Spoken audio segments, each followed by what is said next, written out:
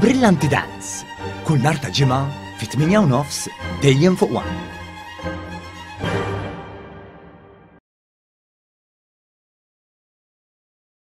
Fil-jum dinji tal-ħidma soċjali, il-Prim Ministru Robert Abela żar l-uffiċini tal-appoġġ fi Gwajdamanġa u tal-Fondazzjoni għas-Servizzi tal-Ħarsien Soċjali f'Santa Venera. Il-Prim Ministru iltaqa' wkoll mal-ħaddiema tal-Helpline 179.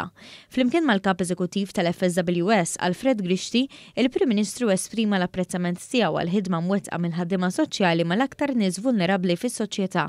Dr. Abela nnota kif in-nefqa globali marbuta mas-soċjal komplet tiżdied minn sena l-oħra.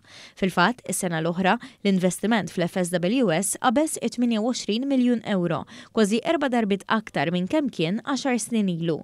L-FSWS illum timpjega 948 persuna, li 80% minnhom huma ħaddiema soċjali u professjonisti li jagħmlu xogħol dirett mal-persuni vulnerabbli.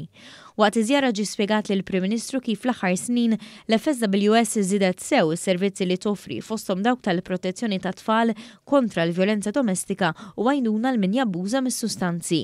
Mal-preżenza fiċ-ċentri tal-FSWS f'diversi irħula Maltin u Għawċin jingħataw ukoll servizzi fl-isptarijiet mill-ħaddiema soċjali fosthom fl-Isptar Mater Dei f'Monte Carmeli u fl-Isptar Ġenerali ta' Għawdex kif ukoll fir-Residenza San Vincenz de Paul.